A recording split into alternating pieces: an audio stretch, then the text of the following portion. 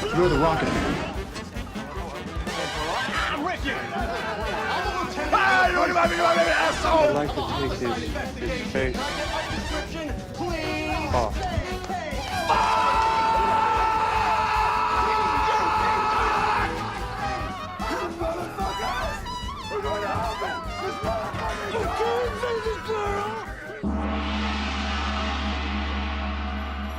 Jingle Bell, acabou o papel.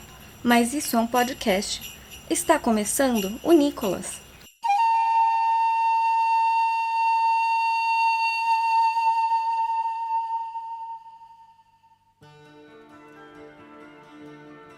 Bem-vindos e bem-vindas ao Nicolas, a investigação aleatória e recorrente sobre a carreira do grande ator internacional Nicolas Cage. Ho, ho, ho, Feliz Natal, se tudo sair bem. Se não, é Feliz 2029, provavelmente. Estamos aqui de volta, o podcast Nicolas, o seu podcast favorito sobre Nicolas Cage. Eu sou o JP Martins, eu sou o apresentador de hoje neste programa especialíssimo em que vamos falar de um filme de Nicolas Cage. E eu estou aqui neste clima natalino, acompanhado do mais natalino de Pacatuba, Roberto Rodinei. Sou eu, estou aqui cantando ho, ho, ho, montando minha árvore de Natal e apreciando as luzes de Pacatuba que colocaram nas árvores. Tá iluminado Pacatuba? Rapaz, tá, em alguns pontos. No meu bairro especificamente está carecendo de luz, viu? Até de poste não, né? Talvez. Meu bairro não é muito natalino não, aparentemente.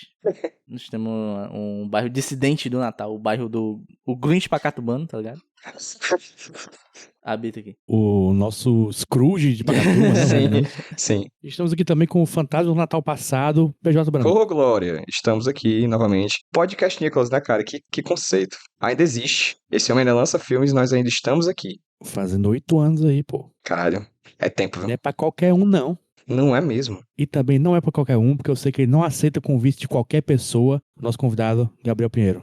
Eu tenho uma agenda muito cheia, muito difícil realmente conseguir me chamar para um podcast, mas eu tô aqui. JP, eu fiquei decepcionado. Eu queria que você tivesse me apresentado como o pequeno time que não morreu. Que não morreu. Então, ó, estamos aqui com ele, que não morreu e que é pequeno, Gabriel Pinheiro. Agora sim. Obrigado. Obrigado pelo convite, né? Tá, a gente tava na vez de vocês me convidarem, né? Na próxima Verdade. eu me convido. Isso, perfeitamente. Porque nas últimas 19 vezes que o Gabriel participou aqui, foi ele que se convidou. Até por momentos que ele não gostaria de participar, tipo o filme do Flash, né? Ah, é verdade. Ele esteve aqui porque ele quis. A gente é amigo dele, a gente não queria fazer isso com ele, mas ele se convidou. Fazer o quê? Pelo menos no Flash foi rápido, né? Caraca. Desde que a gente começou a conversar, vários altos convites foram mencionados, né, cara? Doideira. Foi, velho. É verdade. Fica aí os verdade. bastidores. Os bastidores aí da notícia. E aproveitando o ensejo de convites, eu vou convidar você, ouvinte, a ouvir o próximo bloco, que é o bloco dos Cage Facts. Pra quem não sabe, o bloco dos Cage Facts é o bloco em que falamos de fatos gaiolísticos relacionados ao ator Nicolas Cage. E quem trouxe hoje o Cage Fact foi o tal do PJ Brandão. Eu mesmo. Gente, vamos lá. É legal fazer podcast Nicolas esporadicamente porque dá tempo de juntar umas notícias sobre o cara, né? E uma delas envolve uma palavra. Vou perguntar pros meus colegas de gravação aqui, meus amigos. Qual é a imagem que vem na cabeça de vocês quando eu falo o nome Gambino? Child. O infantil. Infantil? Uma coisa infantil? Sim, o infantil Gambino, o rapper. Ah, o Childish. Entendi. Cara, acontece que Nicolas Cage vai se envolver com um projeto chamado Gambino. A gente tá aí com uma época aí de cinebiografias que estão fazendo muito sucesso, né? A gente vai ter a cinebiografia o Nicolas Cage vai fazer a cinebiografia do fundador da NFL. E cinebiografia é uma coisa que está muito em alta nos últimos tempos, né? A gente vai ter a cinebiografia do Bolsonaro. Coisa horrorosa. Mas vai ter também, cinebiografia tá bombando hoje em dia. Acontece que vai ser feita uma cinebiografia sobre um cara chamado Gambino. E quem é Gambino? Vou usar aqui aspas de um parágrafo do site ingresso.com. Gambino foi uma das figuras mais notáveis do crime organizado dos Estados Unidos no século passado. O chefe ítalo-americano era líder da família Gambino de Nova York e considerado o chefe dos chefes da Comissão da Máfia, órgão de governança da máfia norte-americana. Durante seu comando, a família manteve operações de extorsão, agiotagem e fraude, com o criminoso desempenhando um papel poderoso nos assuntos da máfia por mais de 50 anos, até sua morte em 1976. Então, Nicolas Cage vai viver uma cinebiografia, vai viver a história de Gambino, no caso, o Carlo Gambino, chefe da máfia de Nova York. Mas sabe uma das coisas mais interessantes disso? É que Nicolas Cage nesse filme vai atuar com um diretor que ele só atuou uma vez. Quem? Exatamente. John Woo. O quê? O diretor de A Outra Face. Eles vão fazer novamente um filme juntos e vai ser a cinebiografia de Carlo Gambino, chefe da máfia, John Woo e Nicolas Cage novamente juntos depois de tantos e tantos anos. Agora você tem minha atenção. Eu queria pedir desculpas ao ouvinte, porque esse podcast aqui, ele tem um compromisso com a verdade e com os fatos. E o PJ falou, ele só trabalhou com John Woo uma vez em Outra Face, esquecendo completamente o filme dos indígenas na guerra, que eu esqueci o nome da porra do filme. Que é do John Woo. Códigos de Guerra. Verdade. Código de Guerra, verdade. JP, obrigado por trazer em tempo real os fatos. Fact-checking ao vivo. O fact-check do Cage Fact. Meu amigo, muito obrigado, parabéns. Jornalismo de qualidade exige recurso. Assine o Apoia-se agora. Cage Fact-checking. Cara, Cage Fact-checking, velho. Cage Fact-checking é foda. E aí, só pra constar, o roteiro é assinado pelo George Gallo, roteiro do o cara dos Bad Boys, e pelo Nick Vallelonga, vencedor Nick do Vallelonga, Oscar, que pelo isso, irmão? tenebroso Green Book, o guia, né? Ganhou o Oscar de melhor filme, enfim. Então, esses são alguns dos nomes aí que vão estar envolvidos no filme Gambino, estrelado por Nicolas Cage e dirigido por John Woo. Foda. E quais suas expectativas, Gabriel, agora? Todas. Lá no alto. Aquelas. Eu quero, no mínimo, ver alguma entrevista do Nicolas Cage que ele faça igual a Lady Gaga, falando que ele incorporou o corpo desse italiano, a alma desse italiano. Numa sala com 100 pessoas, 99 não eram acreditavam, italianos. E uma delas era John Woo. Foda.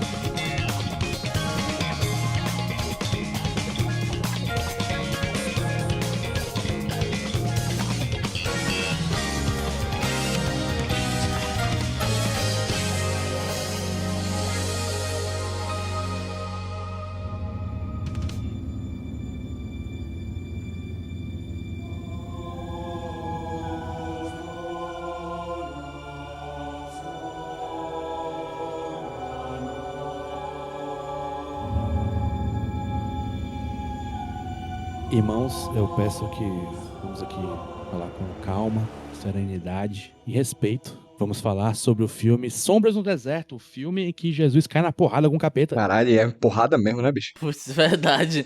Ei, peraí. Faltou essa tagline pro filme ser vendido, viu? Faltou, irmão, faltou. Jesus humilha Satanás. Pois é. Acho que eles foram muito conservadores, bicho, no marketing. Demais. Sério.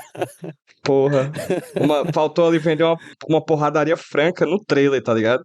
Sombras no Deserto, pra quem não sabe, é o filme em inglês chamado The Carpenter's Son, o filho do carpinteiro. Filme deste ano, 2025, dirigido por uma pessoa chamada Lutfi Nathan, que eu não sei quem é esse cara, mas ele é a cara do Kim Peele. E quem vai dar uma sinopse deste filme hoje é o nosso amigo Roberto Dinei. Muito simples, meus amigos. Quem não conhece a história de Jesus, não é mesmo? Todo mundo conhece. Porém, agora você vai ver Jesus como você nunca viu antes. Porque alguém descobriu no Google textos apócrifos. Deve ter googado, sabe? Uhum. E achou umas paradas lá muito massa. E achou, caraca, dá pra fazer uns negócios doidos. E a gente vai ter esse filme que é falando sobre a meninez, a adolescência de um menino Jesus em conflito com seus poderes divinos. E também em conflito com os seus pais do mundo terreno. E vai ser isso, né? O menino Jesus lidando com seus poderes e tendo que lidar com as situações de perigo onde ele vai ser posto. Eu fui conservador na minha sinopse, PJ. Você podia ter dito, sei lá, não sei o que, Jesus irmão da Sabrina, carpinteiro, mas enfim, tudo bem, tá ótimo. Eu ia falar que é por isso que o Gabriel tá aqui hoje, né? A gente precisava de um carpinteiro. A gente precisava de alguém que fosse carpinteiro. Eu achei que era porque eu gosto de filmes de Natal. Caraca, existem vários caminhos que te trouxeram aqui, Gabriel. É verdade, todos os caminhos levam. Mas realmente, vocês me enganaram. Eu peguei esse filme achando que ia ter a Sabrina Carpenter, não tocou uma música dela. A filha da Sabrina, né, Carpenter, né? Mas se bem que Jesus nesse filme é um man-child, né? Realmente, Child. Ele é um man-child, então talvez tenha uma referência aí. Sabrina Carpenter talvez tenha escrito alguma coisa apócrifa. Inclusive, os textos apócrifos citados pelo Rudinei, segundo o filme, são os evangelhos de Tomé, né? Isso, é um filme baseado no Evangelho de Tomé, o Evangelho Apócrifo. Eu acho que o roteirista gostava muito de Anjos e Demônios na sua adolescência, porque é uma coisa bem assim, né? Tipo, histórias que o povo não É, meio conta que isso. sobre Jesus. PJ, você não é fã de filme de Natal, que eu sei. Não sou muito Natal, né? Mas e de filme religioso, você curte? Filme religioso em Gosto, geral? eu esperei a minha vida inteira pra poder falar isso pra vocês agora. Caraca. Posso dizer, olha só, pela primeira vez na minha vida eu posso dizer que esse é o momento em que eu e Nicolas Cage já interpretamos o mesmo personagem. Uou. Não acredito. Muito forte, hein? Eu estudei a minha vida inteira do ensino fundamental em em escolas católicas, e eu sempre fazia o papel de José, o pai do Filho de Deus. Eu era José, e assim, eu me senti muito honrado quando vi um ator iniciante como Nicolas Cage atuando no papel que já atuei tantas vezes na minha vida. Posso mandar imagens pra vocês verem depois. Eu quero. Fui José Vamos durante muito tempo. querer, vamos estar querendo. Hoje, eu não sou mais tanto da religião, né? Eu me dedico à ciência nicológica, junto com os amigos aqui Mas do ainda podcast, José. né? Sem dúvida, sem dúvida. Mas foi muito interessante, Jota, assistir esse filme, porque eu acho que existem coisas. Eu vou falar a parte séria agora, né? Assim, tipo, na dimensão séria. Eu acho que tem uma dimensão da nossa cultura brasileira, enfim, latina, que é Peraí.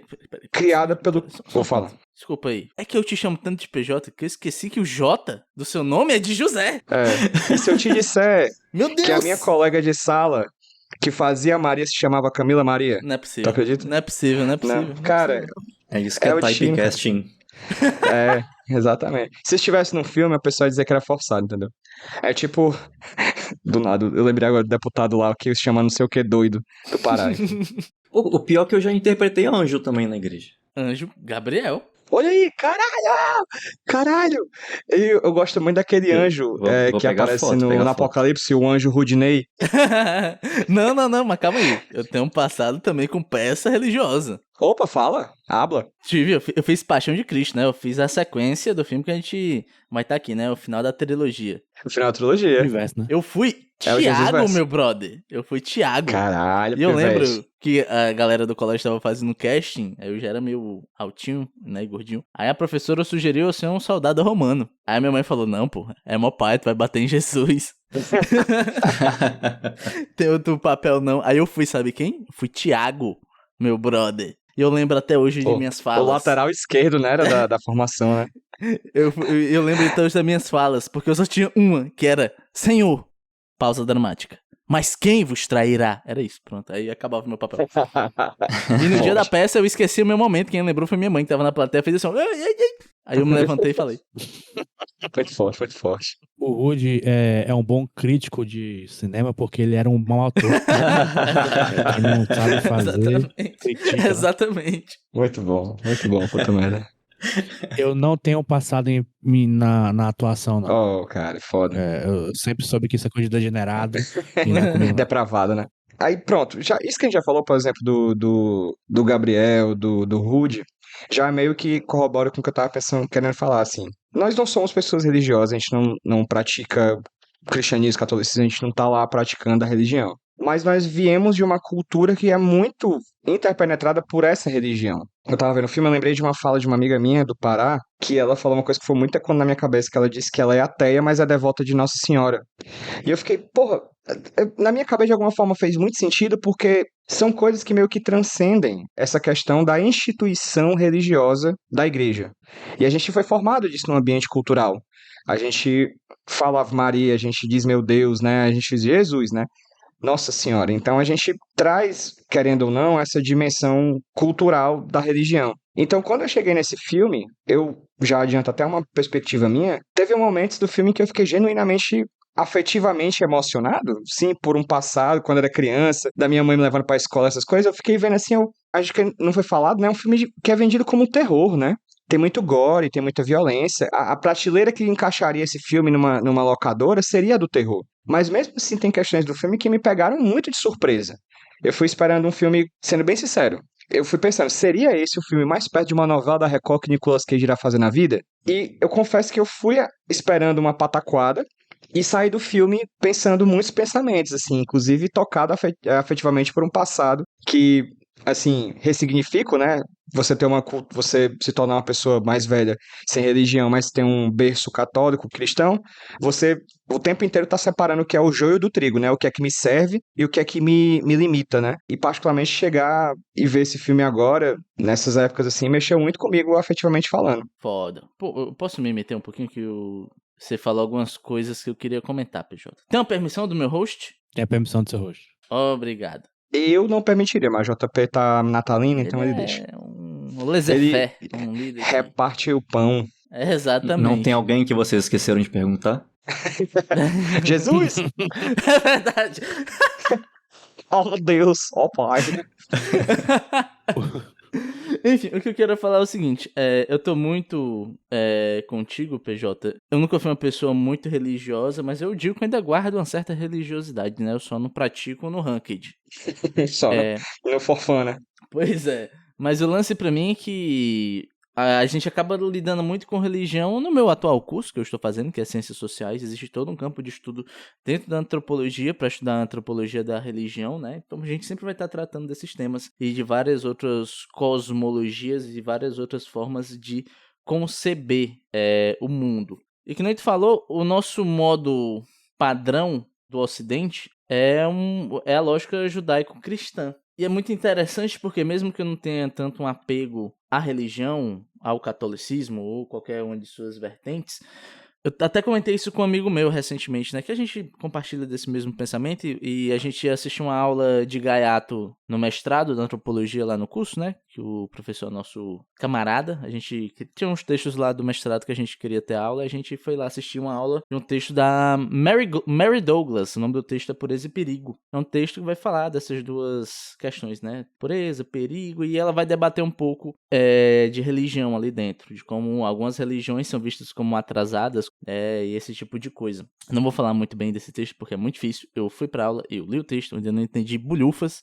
Mas o ponto é, sempre que eu vou estudar algum texto sobre religião e que trata do catolicismo, geralmente os textos de antropologia vão tratar o catolicismo como uma religião igual às outras, sabe? Não tem nenhuma diferença do que a gente tem como religião para o que um povo X lá da Índia tem sobre religião. As duas são religiões e as duas são tratadas desse jeito. Alguma coisa em mim entra em conflito. Parece que a lógica do meu mundo está sendo posta em xeque. Então sempre tem alguma sensação de estranheza quando eu tô lendo esses textos. Eu tava até lendo um textinho aqui antes de gravar, que se chama Nascimento Virgem. É um texto de um antropólogo, o Edmund Leach. E ele vai debater um pouco sobre essa questão, né? Porque alguns antropólogos iam, ao fazer etnografia, ao entrar em povos indígenas, iam conversar com eles, né? Eles iam dizer, eles dar outras formas de nascer, né? Ah, porque fez tal coisa. Eles falavam que esses povos são ignorantes porque eles não conseguem ver o nascimento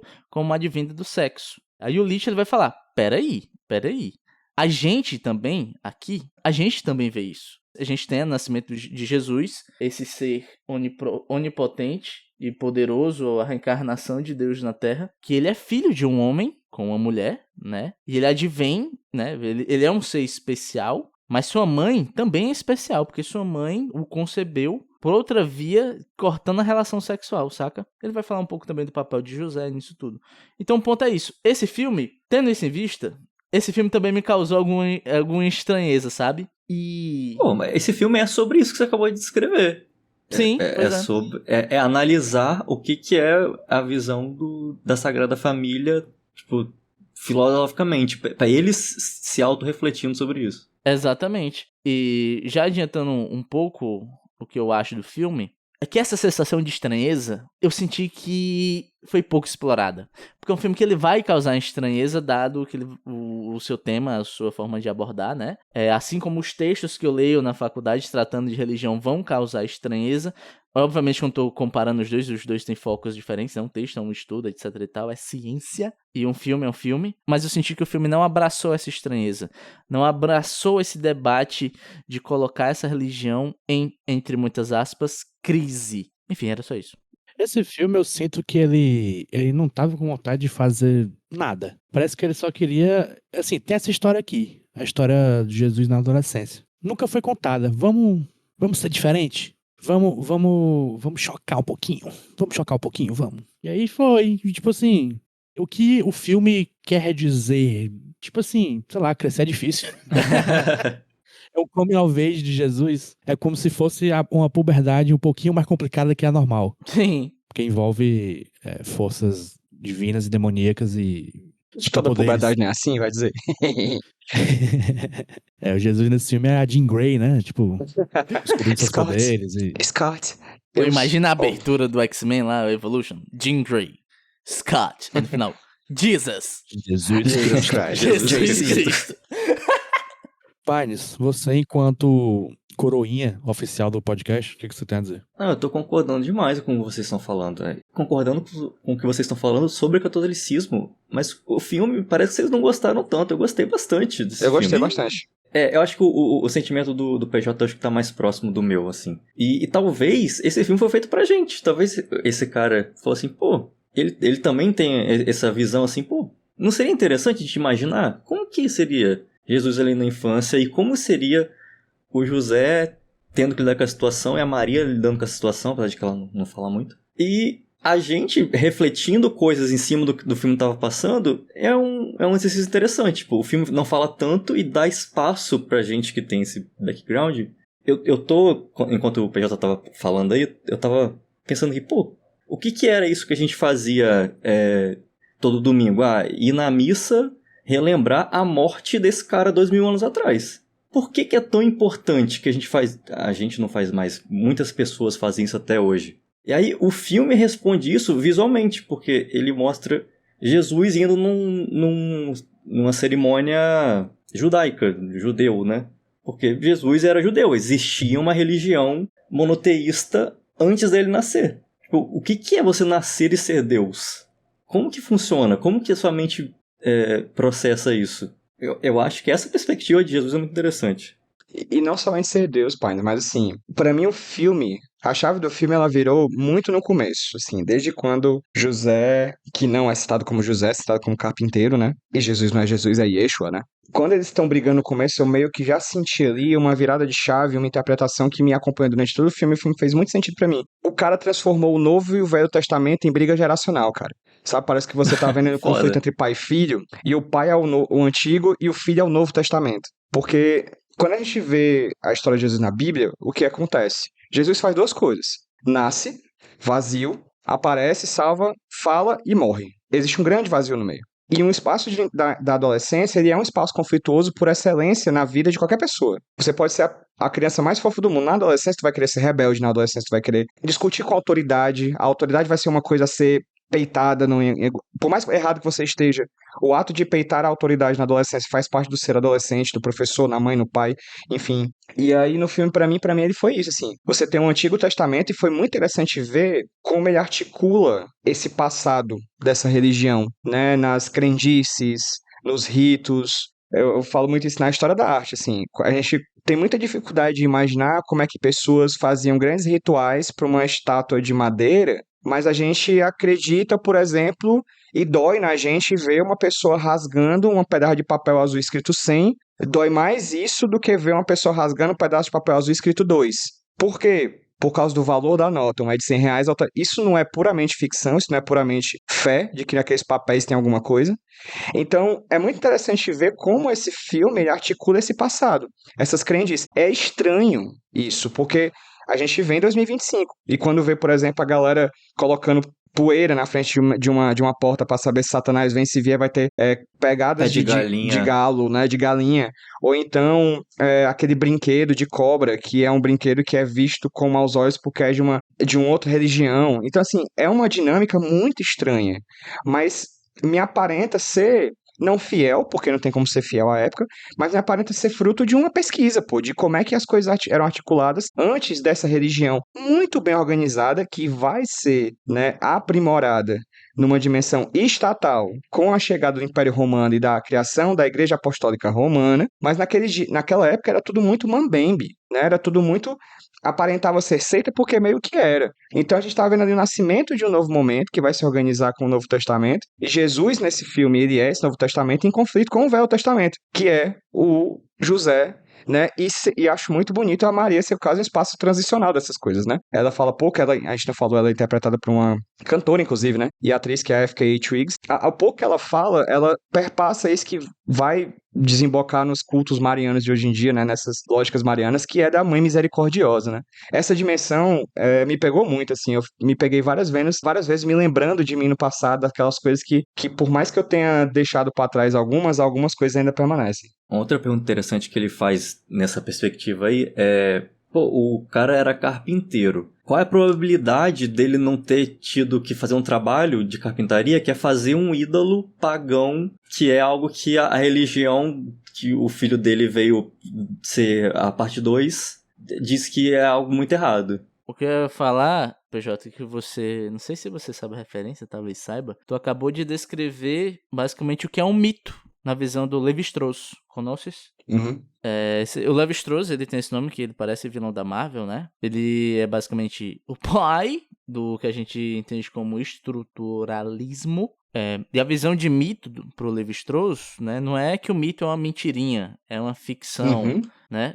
Na verdade, o mito é uma forma de estruturar o pensamento. Uhum. Sim, ele organiza. O mito me permite ver o todo da sociedade, vamos colocar assim, né? E o que é a estrutura, né? A estrutura vem a ser, basicamente, explicações bem simples aqui, até porque é difícil e eu admito que eu não domino muito bem o Levi-Strauss. Um abraço, meu amigo João, que tudo que eu sei de antropologia eu devo ao meu amigo João. Mas o estruturalismo, a estrutura seria esse sistema inconsciente que vai regrar as nossas relações e as nossas lógicas, né? Então, que nem tu falou lá no começo, pô, a gente mede o nosso tempo por Jesus, cara, tá ligado? Nosso calendário, pô. É antes e depois de Cristo, saca? É o nosso calendário. Então, a estrutura de nossa sociedade ocidental tá embebida e fincada em cima do cristianismo, em cima da figura de Jesus e de Deus, esse Deus católico, né? Então, assim, já adiantando um pouco a minha opinião, eu não gostei tanto do filme, porque eu sinto que ele é um filme que ele tem um oceano para explorar e ele acaba sendo apenas uma piscina. Assim, uma piscina... poça de lama. Uma poça de lama. Um mangue. Eu ia dizer piscina, porque piscina é divertido, cara. É legal você pular na piscina. É divertido. Mas não é o Caribe, né, irmão? Pois é, não tem a imensidão do oceano. Não tem aquele sentimento de quando... Cara, isso eu sempre... Off-topic, mas vai fazer sentido. Sempre que eu estou indo para a praia e tem aquele momento que você tá indo de carro, sei lá, na sua condução, e você, sei lá, vê o mar de longe, e você olha para um lado, é mar, olha pro outro, é mar, e você vê a imensidão daquilo, eu fico muito levemente emocionado sempre que eu vejo isso, né? Enfim, então pra mim o filme é isso. Ele tem um tema, ele tem um potencial de ser esse negócio deslumbrante e ele acaba se contentando em ser uma piscininha. Tanto que, tipo assim, tem muitas coisas legais no personagem de Jesus aqui, né? Ou de... Acho que ele chama até de O Menino, de vez em quando, o Nicolas Cage chama ele, né? Tipo, o Kratos Os Últimos Deus da Guerra, né? Boy! Pô, esse filme é filme de pai triste, né? Agora que eu percebi. É filme de pai triste. E potencial filme de corno também, que tem esse questionamento, né? Sim, tem. Mas enfim, o lance pra mim é isso, né? Esse personagem, ele é muito interessante aqui. Tem muita coisa pra explorar, né? Porque muito da visão que a gente tem de Jesus é um Jesus dado. É esse personagem já formado e com todas as certezas do mundo, né?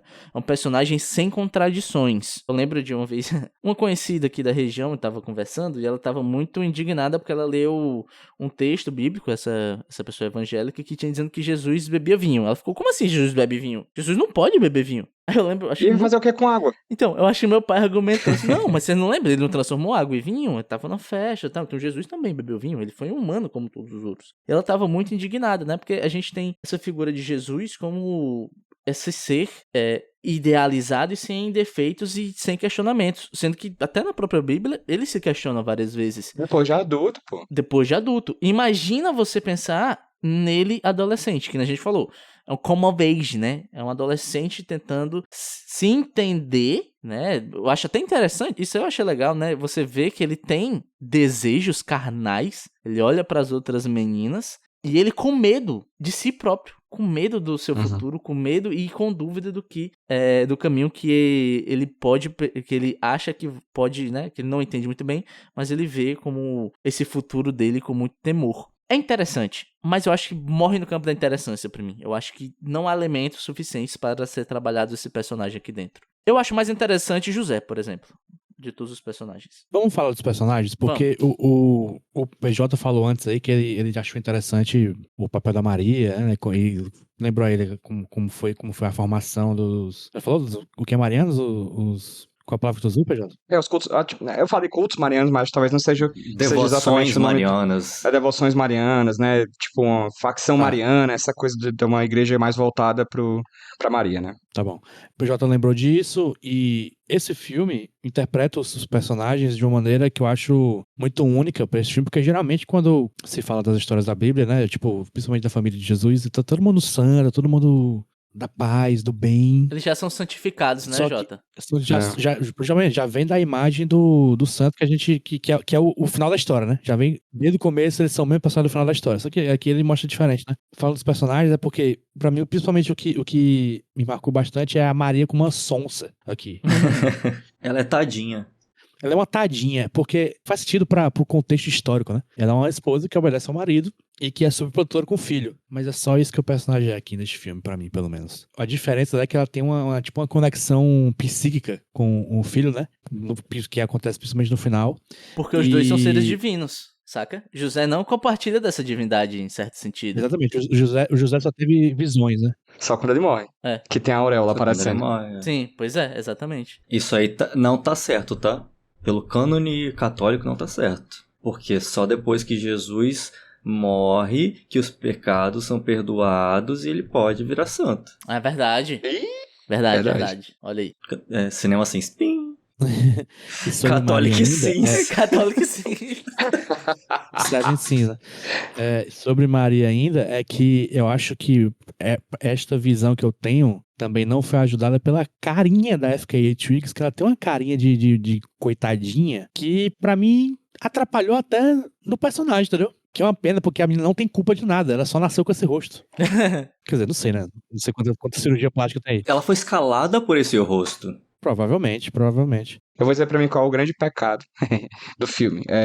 O grande pecado do filme pra mim é ele apelar muito pro terror e perder a força maior dele, que é ser um filme simbolista. Aquela cena do José falecendo e aparecendo na auréola, pra mim é muito potente, mas tipo, muito potente. E a cena da Maria no deserto, sofrendo as dores do filho em um outro ambiente, cara, aquilo ali pra mim me pegou de um jeito, assim. Eu ficava, caralho, tipo, ela no meio do deserto, ela cuspindo água, saca? Porque Jesus está assim, afogado. Então, tem momentos desse filme que eu acho que ele brilha, que é nessas dimensões simbólicas. Eu acho que ele perde muito em tentar ficar batendo no gore, em tentar ficar batendo no terror. Eu acho que ele perde muito porque ele vai apelar para os clichês. O que também me surpreendeu, porque quando me disseram que era um filme de terror de Jesus, eu pensava que ia ser que nem aquele filme do Superman do mal. Brightburn. Exato. Eu pensava que ia ser, tipo assim, o Jesus matando a galera, assim. Mas, tipo, não. A maldade mesmo é da humanidade, influenciada pela figura antagônica do Satanás, né? Que, particularmente, eu acho o personagem bem interessante no filme também. Ele é mau, ele é ruim, mas ele é amargurado, né? Dá uma dimensão interessante pro personagem. Então, assim, eu acho que eu gostei de todos os personagens, sendo bem sincero. Pra mim, me deu vontade de reassistir, já sabendo que eu vou encontrar, pra poder me aprofundar em cada um deles, assim. PJ é engraçado. Engraçado não, interessante. Quanto tu achou esse filme tão potentemente simbólico, enquanto eu achei o simbolismo dele, tipo assim, tão forte quanto, sei lá, o Homem de Aço do Snyder, tá ligado? Eu achei rasíssimo, fraquinho. Tu achou a cena de José morrendo potente, eu fiquei só, nossa, eu tô com raiva desse cara, não aguento mais ver ele. Uma coisa, eu acho todo mundo desagradável, tirando Jesus, eu acho todo mundo desagradável nesse filme.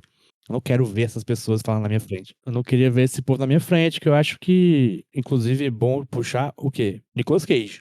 Opa. Que afinal esse podcast é sobre ele, né? Não sei se a gente se lembra disso. É uma atuação desagradável. Boa, eu acho assim, até boazinha, ok. Sim. Boa, não sei. Não lembro mais se é boa. Mas. Talvez não.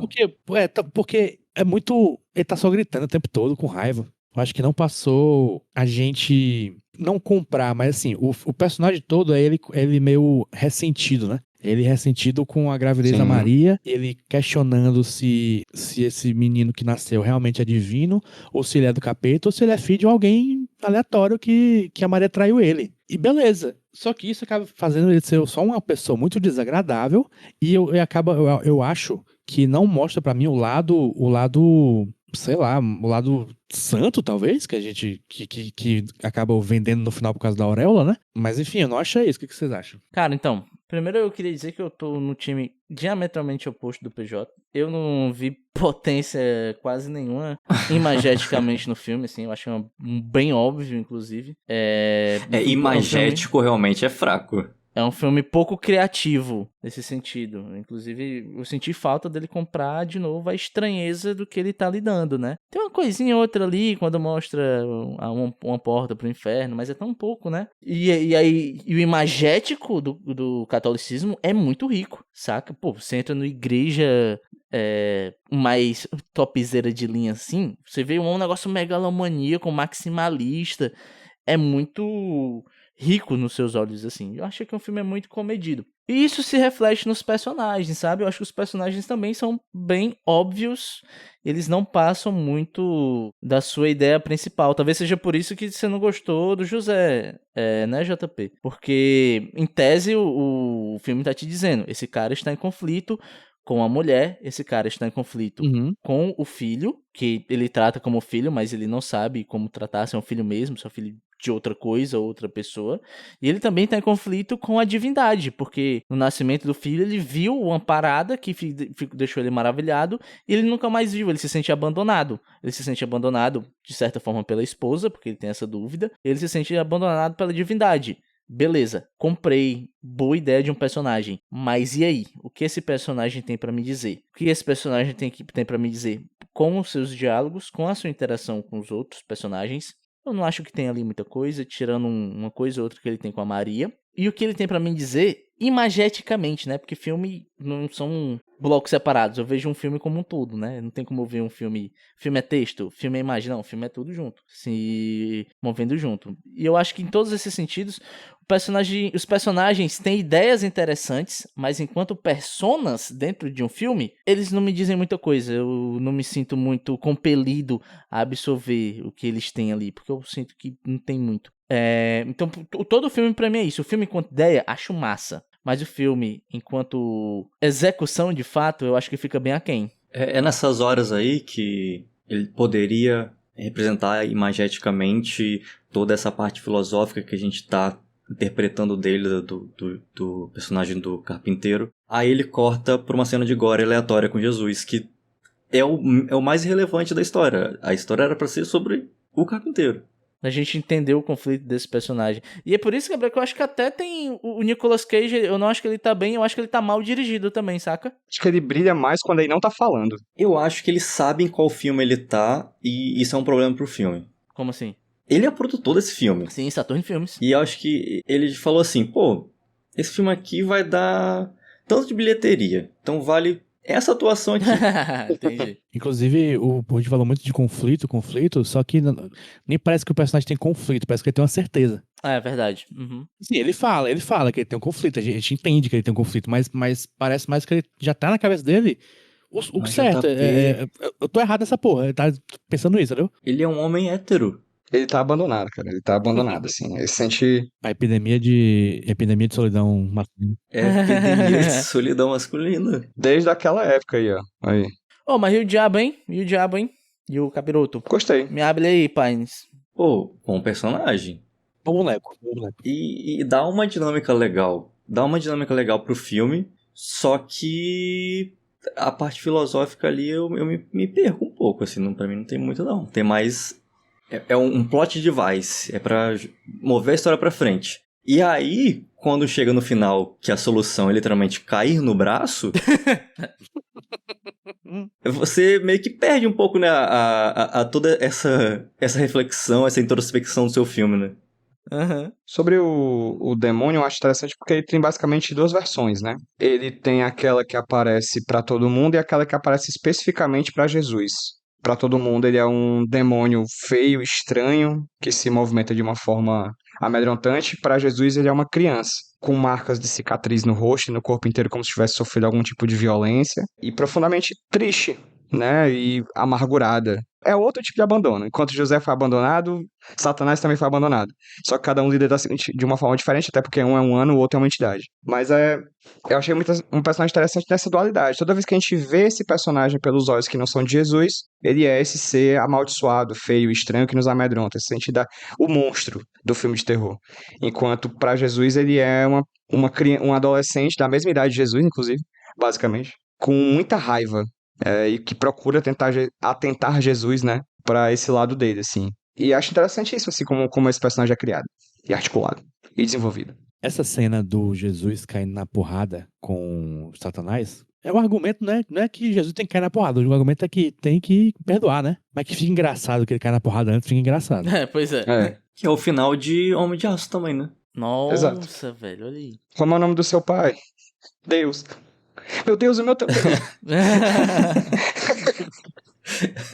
E o que vocês acharam do menino?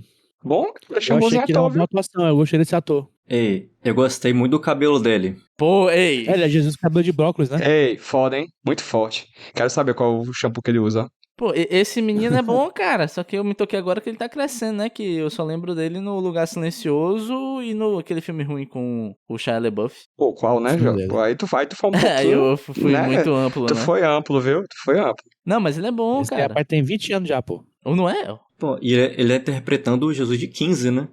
Tem que aproveitar aí, né? Que só vai até os 33. Desculpa aí, foi mal, cara, brincadeira. Não, mas eu gostei dele e apesar de eu não achar um personagem, eu falei, né, uma ideia boa, mas acaba sendo meio raso, eu acho que ele consegue trabalhar bem com o material que tem, né?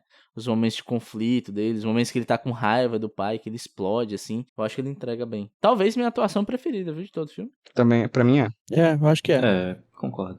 Ele e a menina capeta. Inclusive, esse rapaz, ele vai estar num filme chamado A Morte de Robin Hood, dirigido por Michael Sarnowski, diretor do Grande Pig. Uou! olha aí. Ei, vem, hein? Tudo ligado aí. Hollywood é uma barra de Fortaleza, pô. Hoje é velho. Pacatuba de lá, pô. Ah, e nesse filme eu acabei de ver, vai ter o Bill Skarsgård, que vai fazer o filho do Nicolas Cage em Senhor das Armas 2. Olha aí. Verdade.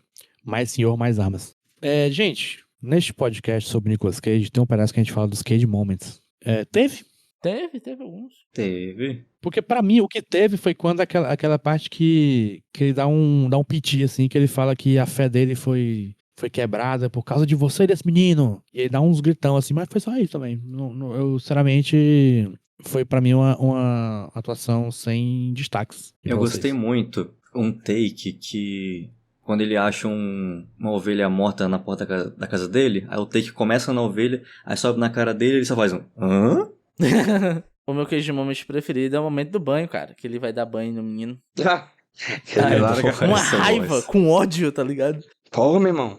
Meter com um leproso, né? Aquela coisa que ele tá com ódio ali do filho impuro.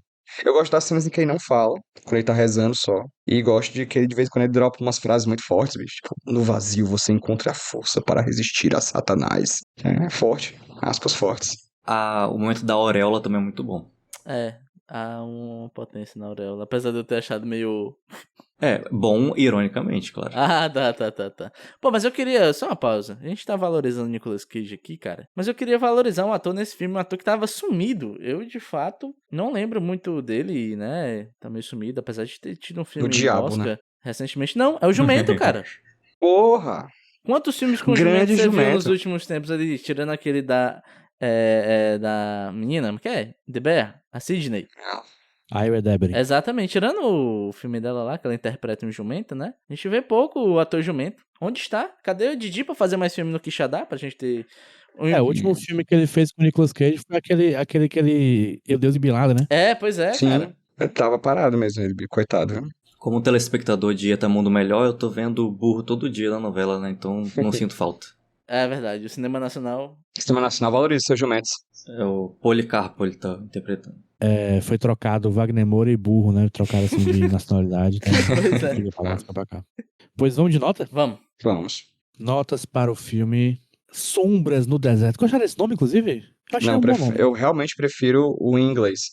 Quando você falou, achei que você estava brincando. Eu achei que Não, era é o uma nome do piada. filme. Não, é Sombras no Deserto. Por que eu falaria brincando, o PJ ou Pines? Tu acha que eu brinco aqui nesse podcast? Achei que tinha um outro filme chamado Sombra no Deserto, do deserto, que Jesus caía na porrada com Satanás. Achei que você estava fazendo uma piada. Não há piadas. Não há humor. A verdade apenas. Eu devo dizer que eu achei covarde eles não terem comprado, fazer um grande bait para fãs de Sabrina Carpenter, cara. Foda. Sabrina Carpenter ainda não é grande no Brasil, cara. Só fechou aqui na turnê da Taylor. No mínimo, um trailer com uma música da Sabrina pois Carpenter lenta. Tinha que ter, no mínimo. É o mínimo que você faz. I'm working late.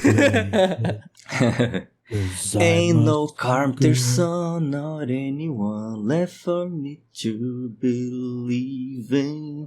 Uma coisa assim, bem Pois Nolan. pô. Faltou. E nota, hein, Rodney? Cara, pra mim, esse filme, ele vai levar nota 2. Um 2zinho. Não, peraí. Eu tô sendo muito ignorante com o filme. Peraí. Porrada medonha. Essa é a nota Fiquei meio 4. choque. Esse lixo, essa merda, esse Não filme. devia existir essa porcaria. Nota 4. 1, 2, 3, 4. 4 pênaltis defendido pelo goleiro do PSG hoje. Inclusive, né? Em homenagem à minha amiga Bruna, que rebaixou o Fortaleza Esporte Clube. Aí, nota 4 para o filme. Por isso, né? Eu acho que é um filme de boas ideias, mas que não consegue chegar lá. Ele vai só até a metadinha do caminho. Talvez nem até a metade, né? Então é isso, nota 4. E para o Nicolas Cage, que eu falei, eu acho que ele não tá bem, não achou o tom do personagem. Talvez por preguiça, que eu entendo no Nicolas Cage, né? Às vezes a gente tá com preguiça, velho. Mas tem que fazer as coisas, a gente faz com o que a gente pode entregar. Ou então por mau direcionamento do seu diretor. Então pra mim, Nicolas Cage vai receber uma nota 3. PJ. Eu vou no caminho oposto. Eu acho que o filme chega mais longe um pouquinho. Não me incomodo muito com as questões da imagem do filme, porque eu não acho que ele seja um filme sobre catolicismo. Não é. Ele é um filme sobre a pré-história disso que a gente entende como catolicismo, talvez. Eu acho um filme que mexeu comigo de muitas formas, assim. Eu realmente acho que eu pretendo um dia... Eu realmente gostaria de rever esse filme sem as cenas de gore e de terror, porque eu acho que essa, pra mim, é a grande tristeza do filme. Porque não precisa. Ele poderia apelar pra outras coisas. Estamos aqui no campo da especulação, mas eu acho que ele perde muito quando ele vai pro terror, porque ele não cria esse terror, ele não cria essa ambientação. Ele tem muitas coisas interessantes a explorar que ele não explora por causa que ele precisa entrar nessa etiqueta. Então, pra mim, eu gostei de muita coisa do filme também, então pra mim ele é uma nota 8.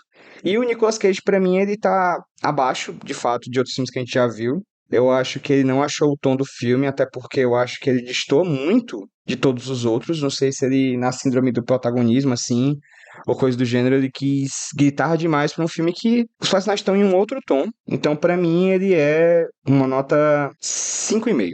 Eu dou pro filme a nota 5.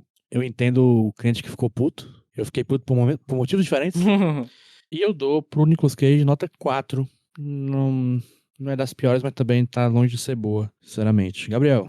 Eu achava que tinha gostado tanto quanto o PJ, mas pelo jeito não. Eu gostei bastante. Acho que é um filme que o seu produtor sabe o que estava fazendo, o seu personagem principal... Não é principal, né? O seu personagem de título sabe o que tá fazendo. Sabia que pra ter uma bilheteria ele ia precisar dar uma peladazinha. Então, assim, eu não gosto também, mas eu respeito as coisas ruins que ele tem, porque essas coisas ruins fizeram esse filme existir e chegar no cinema e chegar pra eu baixar e assistir, e eu gostar das coisas boas que ele tem.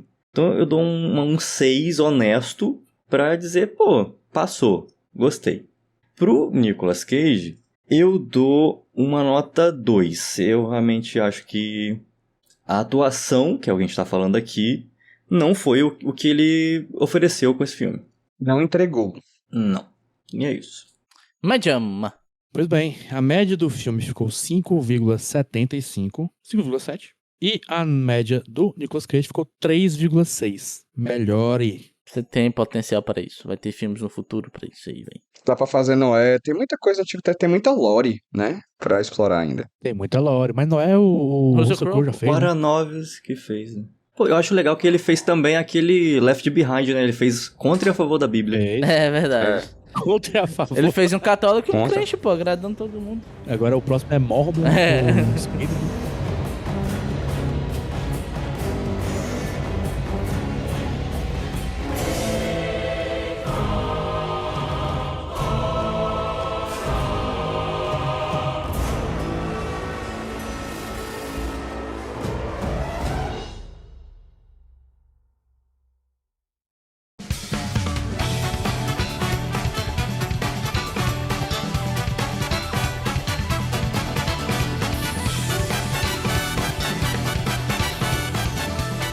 Vamos aqui para um momento que é único deste podcast, porque nenhum outro podcast no universo tem um momento chamado Por que ter queijo no meio, que se trata de um momento em que falamos de algo por que ter queijo no meio. Quem trouxe hoje foi o Rudney. O que você trouxe? Cara, é o seguinte, estamos começando, né? É aquela corrida pelo Oscar. Aí a galera que vai estar possível oscarizado começa a aparecer em eventos aí, em vídeos, né? E tem uma parada que eu ando vendo muito, que é aquele lance de atores conversando ao redor da mesa.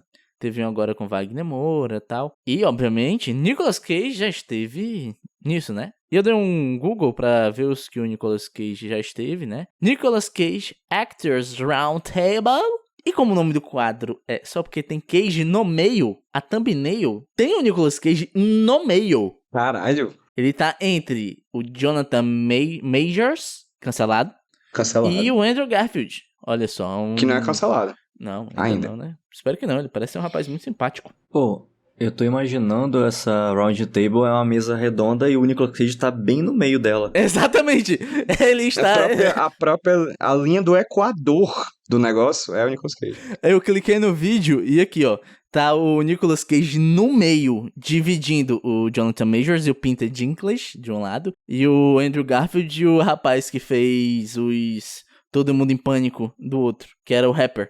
Eu imaginei, tipo, o Roda Viva, o Nicolas Cage lá no meio, o pessoal fazendo pergunta pra ele lá de cima, entendeu? Coisa que o Wagner Moura já fez. Esteve no... Tá faltando isso Roda no Viva. Como é o nome do vídeo? Qual é o nome do vídeo, Rodney? É, Full Actors Roundtable. Aí, Andrew Garfield, Jonathan Majors, Nicolas Cage and more. É do Hollywood Reporter. Vai estar o link embaixo. Fica a dica aí pro Roda Viva chamar o Nicolas Cage pra poder ser citado aqui no momento, só porque tem o Nicolas no meio. Até porque o Wagner Moura já participou desse tipo de programa aí. Então tá faltando na equação, só falta o Nicolas Cage aqui. Cara, se o Nicolas Cage for chamado pra um Roda Viva, eu vou fazer react. Vou estrear o Nicolas no YouTube. Acho que a gente vai ter que ir, cara. Eu acho que se não for no Roda Viva, podia pelo menos ser um painelista ali no Sem Censura, Sim, Sim. tá valendo. no Saia Justa. Uhum. Tô Tá aceitando, justo. tô aceitando. Ele pode bater na TV Dia, na TV É. Dia, na blogueirinha. No programa da Regininha, aqui de Fortaleza.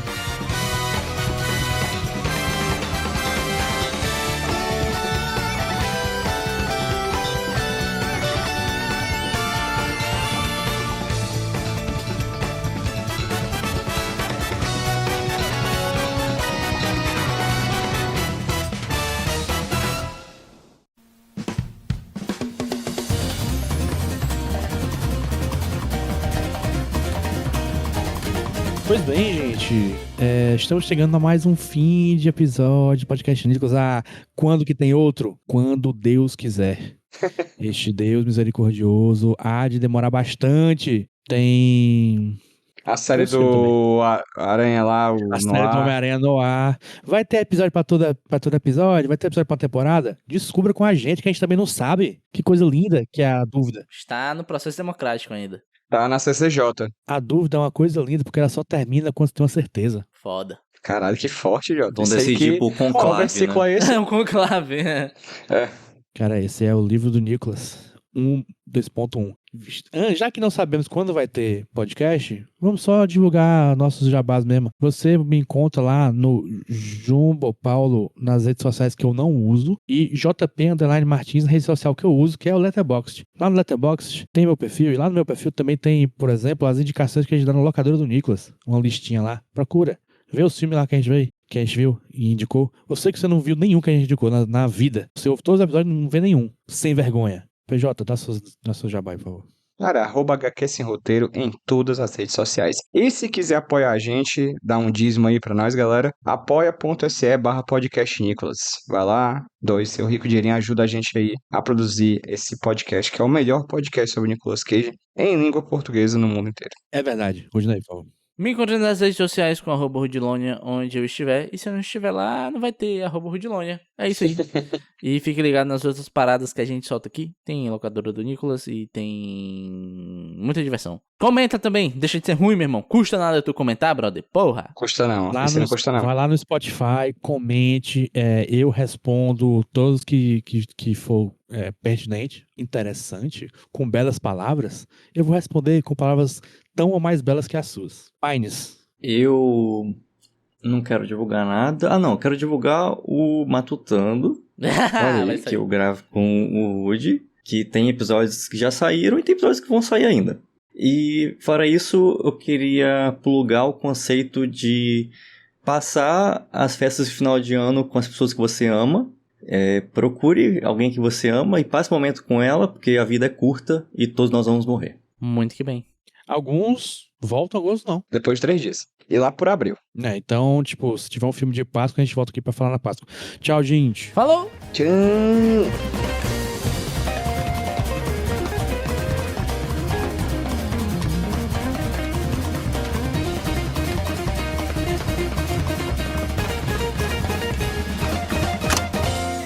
Eu sou o Rudinei e eu editei esse podcast. Eu sou o JP e eu sonorizei ele. Você pode ajudar o Nicolas compartilhando com seus amigos e dando 5 estrelinhas no iTunes. Ajuda a gente, por favor. Deixe o seu recado depois do bip. Tchau!